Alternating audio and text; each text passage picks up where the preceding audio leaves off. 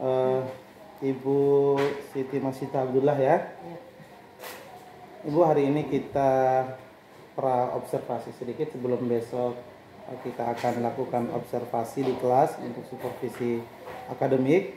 Kita coaching sedikit ya, kita cerita sedikit terkait dengan strategi pembelajaran, terkait dengan tujuan pembelajaran, area pengembangan apa saja, kemudian apa sih strategi-strategi yang akan Ibu terapkan. Yang jelas strategi yang gitu ya yang luar biasa. Ini guru berpengalaman, ini luar biasa. Baik, Ibu, tujuan pembelajaran Ibu punya besok apa?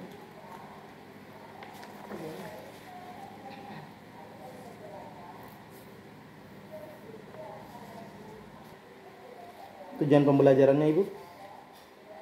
Menganalisis dasar perubahan peserta didik. Menganalisis ya, menganalisis data perubahan lingkungan. Data perubahan lingkungan. Penyebab. Dampak bagi kehidupan. Dampak bagi kehidupan. Serta pemecahan masalah perubahan lingkungan yang terjadi. Dan pemecahan masalah.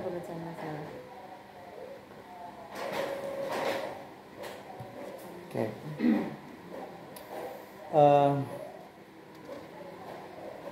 Tujuan pembelajarannya adalah menganalisis data perubahan lingkungan, penyebab dampak bagi kehidupan, dan pemecahan masalahnya. Nah, kemudian terkait dengan karakternya, mau dinilai apa, tujuan pembelajaran apa yang dimunculkan di situ di karakternya?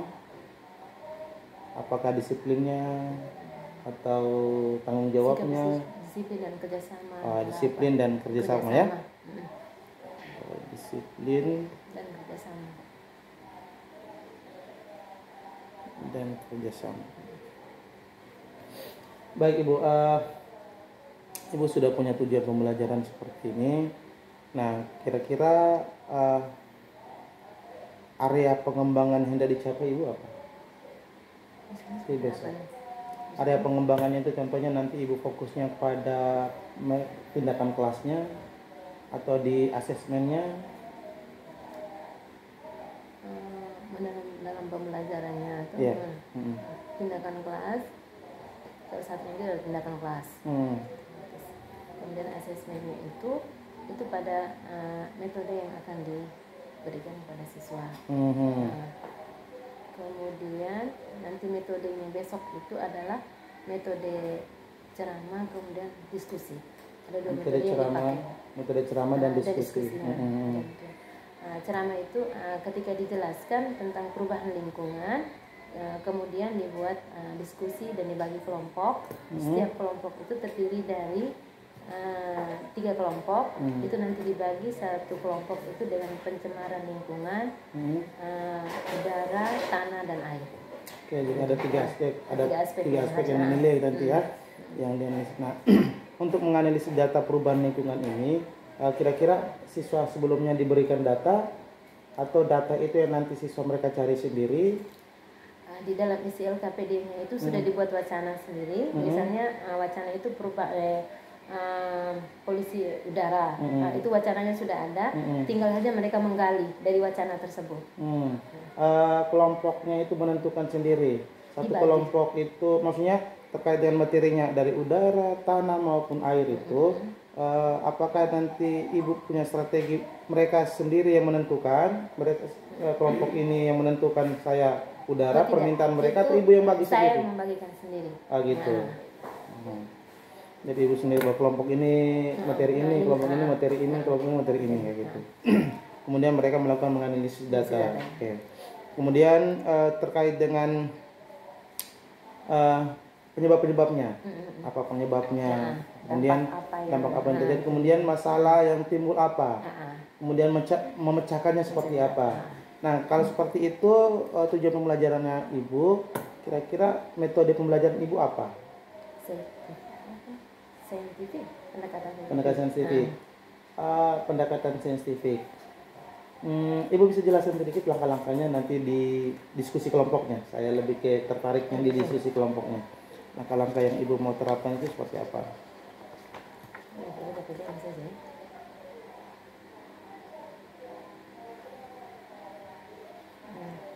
Artikel penyamaran, kemudian diskusikan kelompok, kemudian hasil diskusinya. Memang harus ada presentasinya. Setelah selesai, kalau memang ada waktu, maka langsung dipresentasi. Diskusi kelompok itu Ibu buatkan dia dalam bentuk pertanyaan-pertanyaan atau memang hanya topik saja kemudian mereka diskusikan? Misalnya kayak wacananya itu sudah diberikan toh, otomatis dalam wacana itu kan pasti ada persoalannya, ada masalah, ada dampaknya. Setelah dipaparkan semua presentasi, kemudian dilemparkan pertanyaan kepada teman-teman yang lain, bagaimana dengan presentasi makalahnya tadi.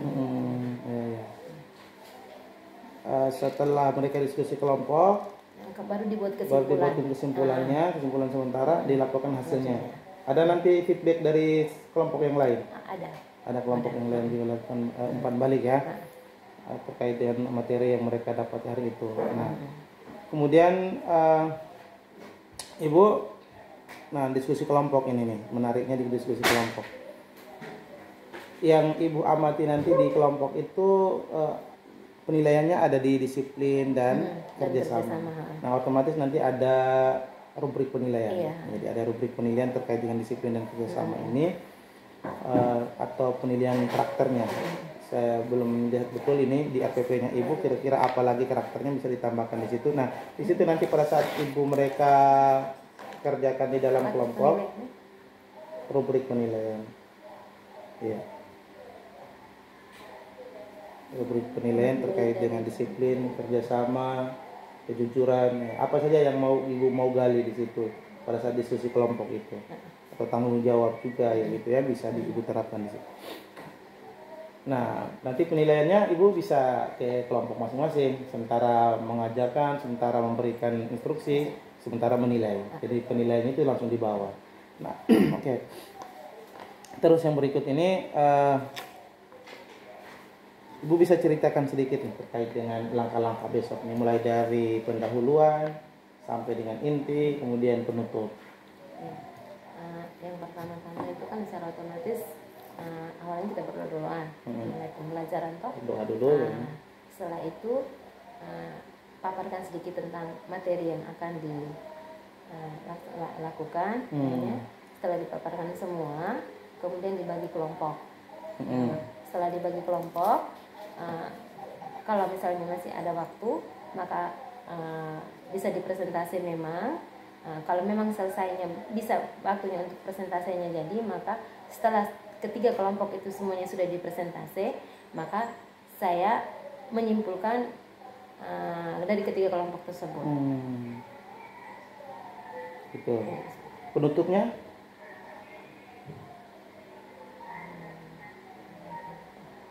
Penutup Ibu bisa menyimpulkan bersama dengan ya, di semua materinya Ibu simpulkan dulu, terus Ibu bisa kasihkan penugasan kalau ada penugasan, kemudian di penutup itu juga Ibu bisa berikan motivasi, atau di penutup itu juga Ibu bisa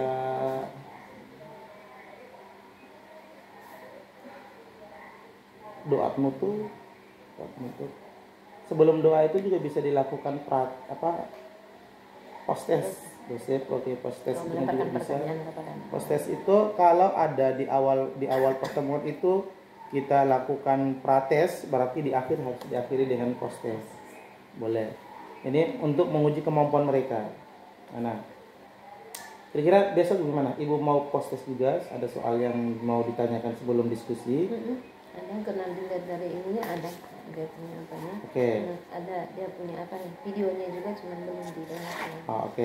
Jadi ada post-test ya? Nah, Ibu post-test itu pertanyaannya itu Ibu harus mengarah kepada materi yang akan mereka diskusikan. Jadi post-test mereka akan menceritakan, sehingga di pertanyaan-pertanyaan pemantik pada post-test itu nanti akan ditanyakan kembali ulang di akhir Postes, di prates dulu, prates di awal, postesnya nanti di akhir.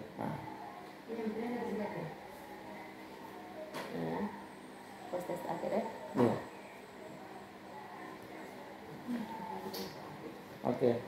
Di pendahuluan saya mulai di pendahuluan dulu. Kira-kira di pendahuluan itu penting tidak kalau kita berikan tujuan dulu, tujuan pembelajaran anak-anak hari ini, kita tujuan pembelajaran sekian-sekian supaya siswanya mereka tahu. Jadi kesannya jangan langsung ke materi. Nah, minimal harus ada tujuan penyampaian tujuan hari ini kita gini. Kemudian di awal juga Ibu perlu kita menjelaskan tentang rubrik penilaian. Anak-anak hari ini Ibu akan menilai dalam kelompok itu menilai karakter, di antaranya disiplin, tanggung jawab, kemudian kejujuran, kayak gitu ya. Sehingga anak-anak itu dalam diskusi kelompok itu menjaga betul tuh disiplinnya, nanti dijaga karena merasa dinilai oleh gurunya, kayak gitu. Itu juga perlu terkait dengan penilaian itu. Kemudian yang berikut, pada saat pendahuluan itu harus ada persepsi. Nah, persepsi itu apa yang Ibu lakukan? Persepsi itu bagaimana mengaitkan materi yang sedang mereka pelajari dengan kehidupan sehari-hari. Jadi persepsi itu suruh mereka amati gimana dampak lingkungan terhadap udara, pencemaran udara, pencemaran air, pencemaran lingkungan yang lain, kayak gitu. Itu bisa di awal persepsi itu, kemudian dengan motivasi. Itu pendahuluan Ibu. Jadi Ibu bisa catat, nanti disesuaikan. Nah, nanti di inti. Oke, sekarang Ibu mungkin jelaskan di inti sedikit. Strategi nanti di inti itu kan diskusi tuh, sudah masuk diskusi. Iya. Ibu sudah masuk pada penjelasan sedikit mungkin, kemudian mereka masuk ke materi diskusinya. Nah, diskusi itu Ibu buat apa saja langkah-langkahnya?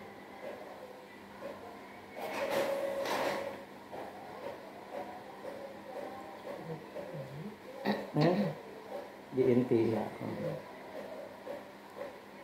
Tadi kalau kan penjelasan dulu, nanti ditayangkan videonya lewat YouTube, cuma saya belum download. Ditayangkan video.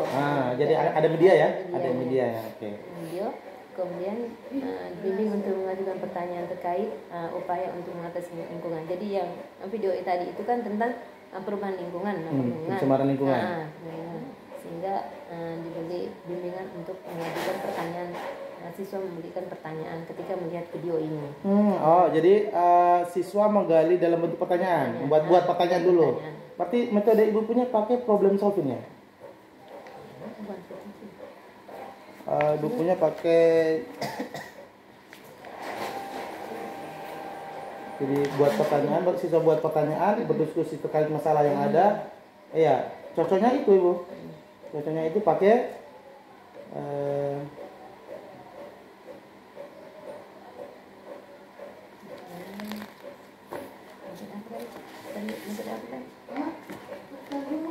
metode. Coba Ibu lihat di metode pembelajaran ini apa?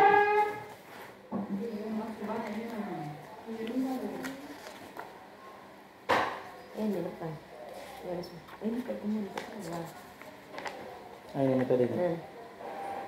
Apa metodenya? Metode problem based learning ya. Jadi problem based learning memang betul. Ibu mereka punya ini cocoknya itu. Jadi tadi itu Ibu ingat ini, metode besok itu adalah problem based learning. Nah, di problem based learning itu langkah-langkah problem based learning harus Ibu terapkan. Apa saja langkah-langkahnya yang pertama sampai terakhir. Langkah-langkah problem based learning.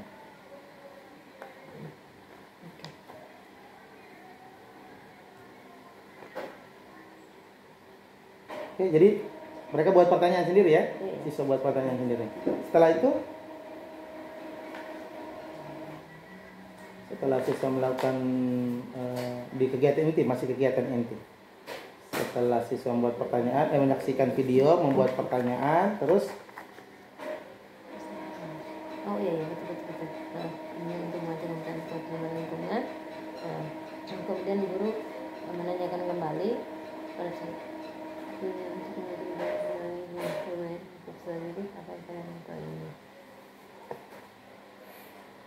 Guru memberikan pertanyaan pemantik ya. apakah siswa mengetahui kejadian ini di lingkungan sehari-hari, begitu ya. Itu namanya apresepsi, Pak. Ibu, apresepsi itu bagaimana mengaitkan materi mereka dengan kehidupan sehari-hari. Karena tidak mereka melihat pencemaran lingkungan udara, pencemaran lingkungan air itu seperti apa, yang di lingkungan mereka itu seperti apa. Gali mereka di situ. Terus di langkah berikutnya apa? Kegiatan belajaran. Pengorganisasian kegiatan pembelajaran. Jadi nanti ibu pembagian kelompok. Nah, ibu pembagian kelompok berdasarkan apa? Apakah mereka bagi sendiri atau gimana? Saya yang bagi sendiri. Ibu yang bagi sendiri. Oke. Terus? Kemudian memberikan LKPD tentang pencemaran air, udara, dan tanah kepada setiap kelompok. Peserta didik diberi kesempatan dan waktu untuk diskusi dengan tepat. Langkah berikut. Investigasi, peserta didik diminta untuk mengidentifikasi masalah yang terdapat di dalam LKPD. Karena di dalam LKPD itu sudah ada wacananya. Ada masalahnya dimunculkan LKPD. Oke. Terus? Kemudian peserta didik dibimbing untuk mencari informasi dari berbagai media tentang pencemaran lingkungan yang berkaitan dengan LKPD. Peserta didik dibimbing dan diarahkan untuk aktif berdiskusi dalam menjawab pertanyaan yang disajikan dalam. Oke. Nah, ini yang disebut dengan langkah-langkah problem based learning. Nah, langkah-langkah di sini nih. Ada investigasi, mulai mencari pertanyaan, membuatkan pertanyaan untuk menginvestigasi. Kenapa seperti ini masalahnya gitu. Kemudian yang berikut itu peserta didik membimbing untuk diarahkan untuk berdiskusi dalam kelompok atau menjawab pertanyaan yang dibuat tadi. Nah, itu. Kemudian yang berikut adalah penyajian hasil diskusi, kemudian analisis dan evaluasi pembacaan masalahnya. Nah, itu yang dilakukan oleh Ibu ya. Langkah 1 ini orientasi pada masalah, kemudian perorganisasian kegiatan pembelajaran itu di langkah-langkah ini sampai di langkah 5, analisis dan evaluasi pembacaan masalah. Oke. Kemudian berikut itu di penutup Ibu. Langkah-langkah penutupannya apa saja? Ya, penutup. Umpan balik, refleksi dan pengembangan materi yang telah dikembangkan. Ada refleksi. Refleksinya bagaimana nanti dibuat besok? Melemparkan pertanyaan pada setiap kelompok. Membuat pertanyaan kelompok. Kemudian menjawab, kemudian mengambil kesimpulannya. Setelah itu penugasan. Ini refleksi terhadap kelompok. Kelompok, masing-masing kelompok. Refleksi terhadap kelompok. Oke. Kemudian guru memberikan penghargaan pada individu kelompok peserta didik yang berkinerja baik. Oke, memberikan motivasi ya, memberikan motivasi apresiasi terhadap kelompok yang sudah berdiskusi ya. Kasih mereka semangat, ucapan terima kasih, penguatan terhadap mereka. Apalagi setelah itu penutup ini? Penugasan untuk mempelajari materi pertemuan berikutnya. Oke, ada penugasan, kemudian ada penyampaian materi untuk pembelajaran berikutnya. Oke. Kalaupun misalnya besok jamnya tidak mencukupi, maka dilanjutkan untuk minggu depan. Kalaupun tidak. Maksudnya ini kan misalnya, pembelajaran materi kan sudah di setting nih, sudah di setting nih. Materi ini harus sesuai dengan jamnya. Gitu. Namanya kalau diskusi kan otomatis punya butuh waktu. Makanya Ibu harus jaga waktunya, harus kontrol waktu. Di manajemen waktunya harus di catatan manajemen waktunya ya. Nah, ini Ibu sudah simpan ini 20 menit awal, 10 menit awal, 20 menit akhir, kemudian 60 menit pertengahan atau inti. Itu yang Ibu harus jaga, kontrol terus sehingga kita tidak keluar dari waktu. Terus nah, ini saya tanya sedikit nih Bu, terkait dengan pendahuluan, inti dengan penutup. Nah, apa yang Ibu akan lakukan ketika siswa itu jenuh di dalam kelompok itu atau dalam belajar itu mereka sudah jenuh, itu kira-kira Ibu langkah apa yang Ibu akan lakukan?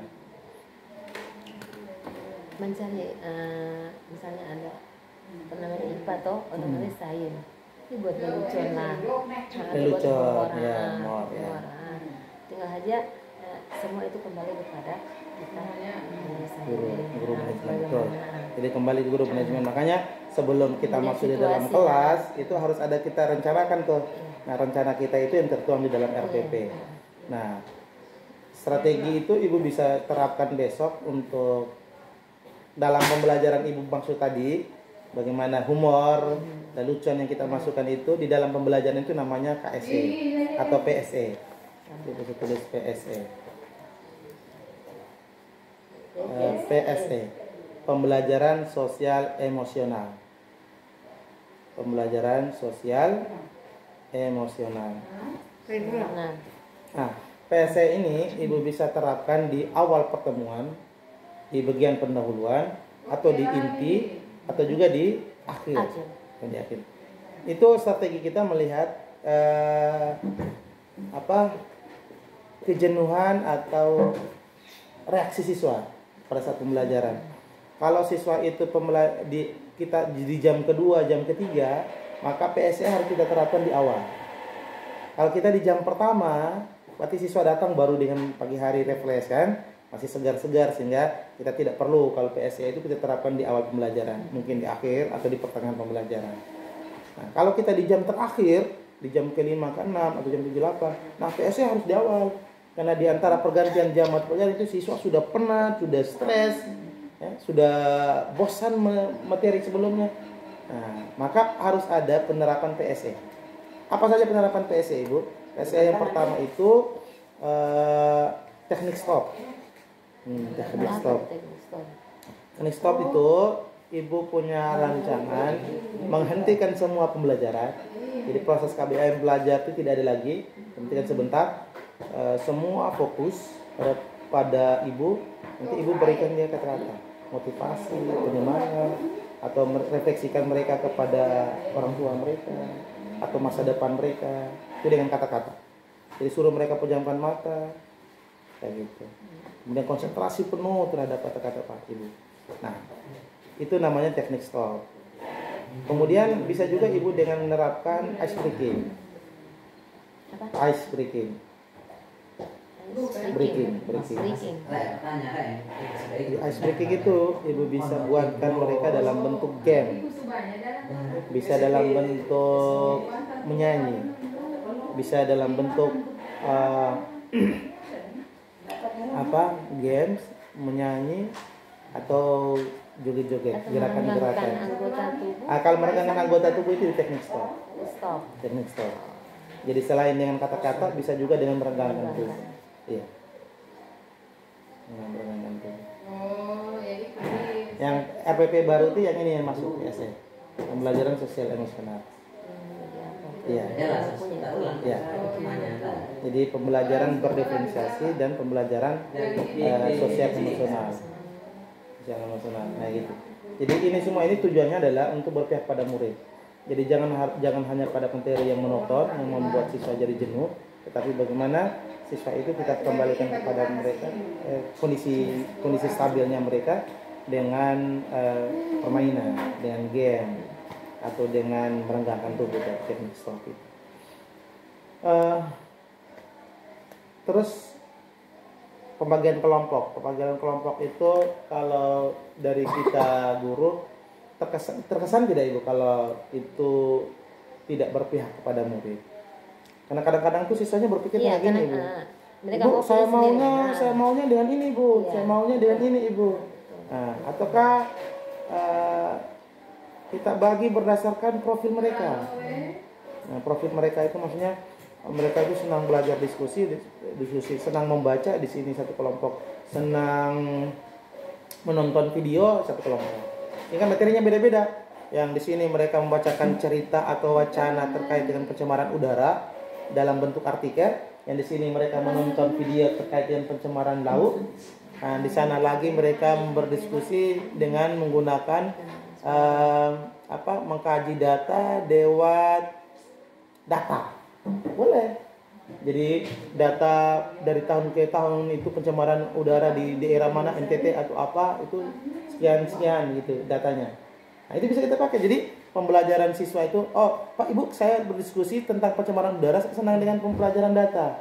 Nah, satu kelompok. Ibu saya belajar tapi senangnya membaca artikel. Ya silakan satu kelompok. Ibu saya senang belajar tapi dengan nonton video, silakan nonton video. Nah itu pembelajaran namanya berdiferensiasi. Pembelajaran berdiferensiasi. Jadi Ibu bisa tulis di situ pembelajaran berdiferensiasi itu pembelajaran yang berpihak pada murid. Saya mau tanya Pak, yang punya dasar Pak tadi. Bentar. Sabar Moy. Langsung dijawab bukan? Oh ada video. Pembelajaran berdiferensiasi. Pembelajaran berdiferensiasi. Wih, ada. Kalau anak-anak memilih kelompok sendiri, itu otomatis mereka akan cari mereka punya teman. Nah, iya. Jadi lembaganya sains ini apa bagi kelompok. Kalau memang otomatis mereka sendiri memang tidak bisa. Tapi kalau mereka senang memilih kelompok sendiri, itu kita bisa nilai di situ ada kemandirian. Jadi ada nilai karakter satu di situ, siswa bisa membentuk kelompok sendiri dengan mandiri. Ada nilai satu di situ kita nilai, siswa bisa membentuk kelompok mandiri gitu. Nah, nilai karakternya dapat di situ. Itu jadi persoalan.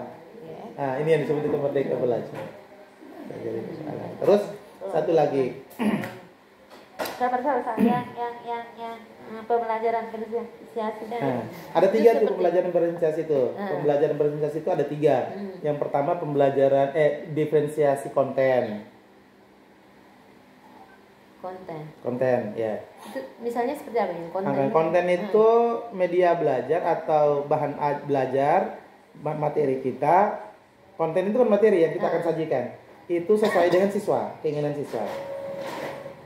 Keinginan siswa. Ya, jadi kita guru itu tidak harus menyiapkan satu media pembelajaran, tapi harus beda-beda media. Nah, kayak gitu. Jadi tinggal kita copy paste saja. Siswanya sukanya video ya kita buat video, siswanya sukanya poster ya kita buatkan poster, melihat gambar kayak gitu. Jadi ada gambar kemudian dianalisis. Nah, ini gambar apa ini nah? Pencemaran apa ini? Kita tampilkan dalam gambar, mereka diskusi dan pecahkan masalahnya. Nah, kemudian ada namanya diferensiasi proses. Diferensiasi proses.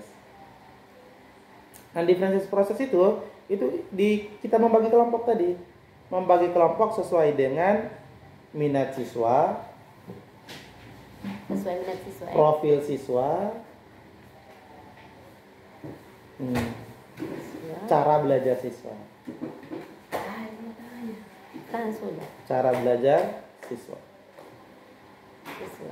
Oke. Yang ketiga itu diferensiasi produk. Diferensiasi produk. Nah, diferensiasi produk itu tugas tagihan. Tugas tagihan seperti kita berikan tugas tagih atau bagaimana? Kita berikan tugas itu nanti dikumpulkan itu juga dalam bentuk diferensiasi. Dan diferensiasi itu maksudnya tidak dalam satu bentuk. Diferensiasi itu dalam bentuk yang berbeda-beda.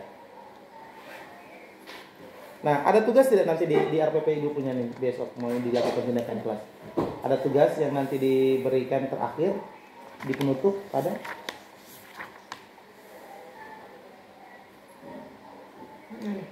penugasan ada. Ada penugasannya? Ya. Apa penugasannya? Tugasnya tentang apa?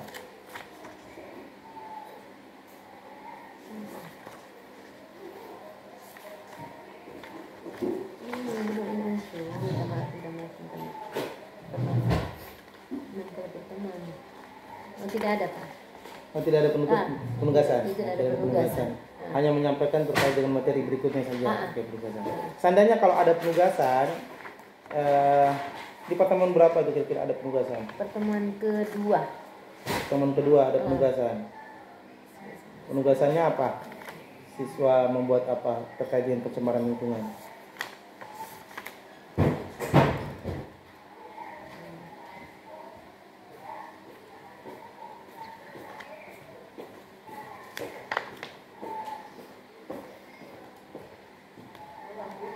Ada di LKPD? Ada di LKPD?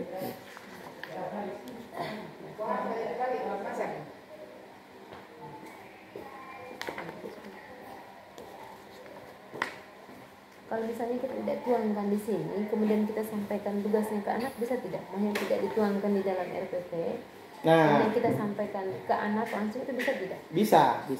Tapi alangkah bagusnya itu kalau semua apa yang tindakan yang kita lakukan di kelas itu kita tertuangkan, kita rencanakan dalam satu rencana yang disebut dengan RPP ini. Jadi kalau ibu merasa itu perlu dilakukan atau dilakukan kepada siswa besok, ya tuangkan semuanya di dalam RPP. Ya, jadi tinggal nanti besok ibu mau buat tugas, ya tinggal masukkan tugasnya di dalam RPP. Anak-anak setelah diskusi, setelah ibu menyimpulkan semuanya, sampaikan bahwa penugasan untuk pertemuan berikutnya, penugasan kita untuk materi ini sekian, waktunya sekian sampai sekian, bisa 1 minggu, bisa 2 minggu penugasannya. Terus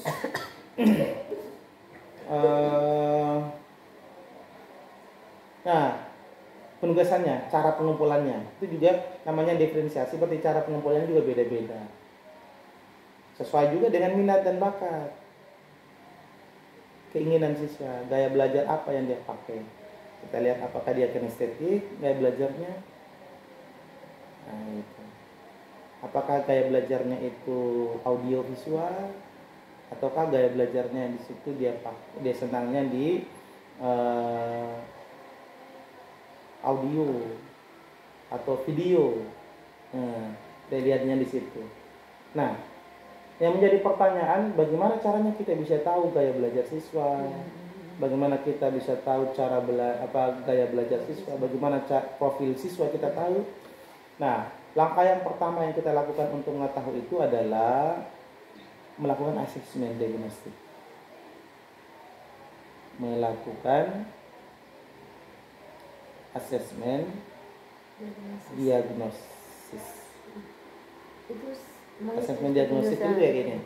Asesmen diagnostik itu biasanya kita lakukan sebelum pertemuan. Artinya kita sebelum masuk ke dalam kelas atau bagaimana? Atau ketika kita sudah berada di dalam kelas?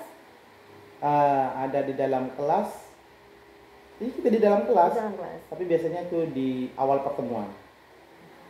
Di semester pertama atau semester kedua. Artinya Mbak kita taking kontrak dengan mereka, begitu kita sampaikan ke mereka begitu. Di taking kesepakatan kita, kesepakatan belajar kita itu dengan siswa itu di situ kita sampaikan.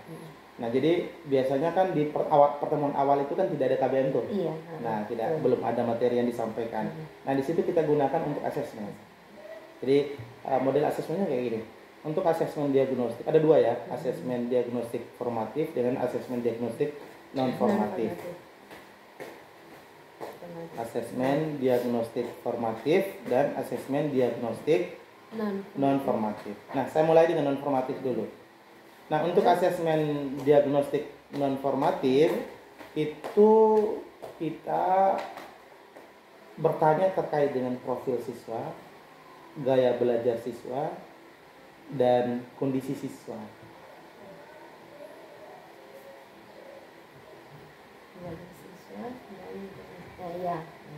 Terkait dengan kondisi siswanya ini, terkait dengan kondisi. Nah, gimana? Apa kabar kalian hari ini? Terus ada yang sakit, oke. Terus ada yang belum makan, terus ada masalah di rumah. Oke, boleh sebelum kita mulai pelajaran, boleh kita diskusikan menyelesaikan masalah dulu. Maksudnya apa? Maksudnya kita mulai pembelajaran itu tanpa ada tekanan, tanpa ada masalah lain. Bagaimana belajar itu bisa mulai kalau ada masalah, kemudian mereka lagi lapar, gitu.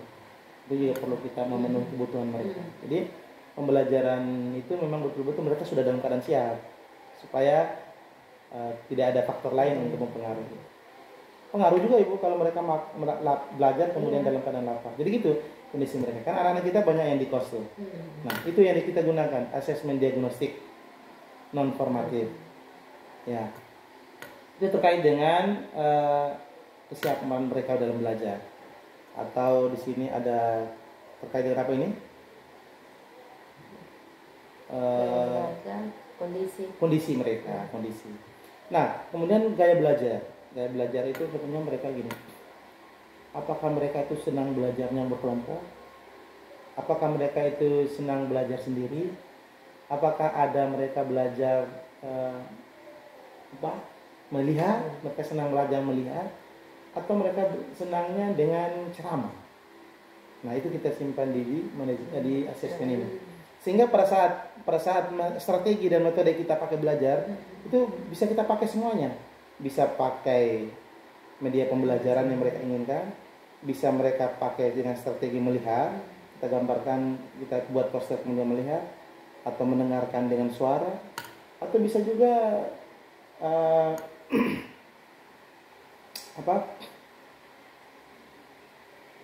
kita gunakan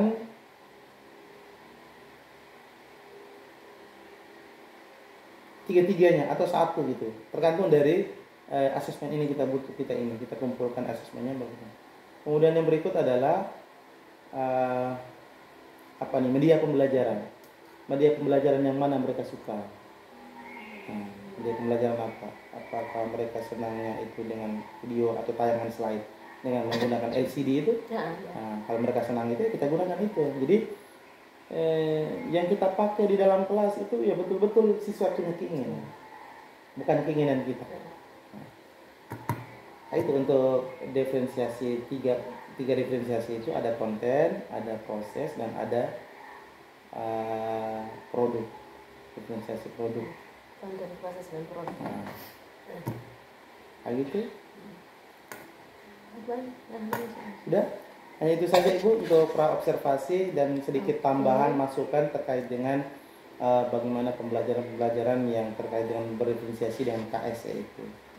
Nah, Ibu, untuk terakhir, bagaimana dengan perasaan Ibu setelah kita coaching?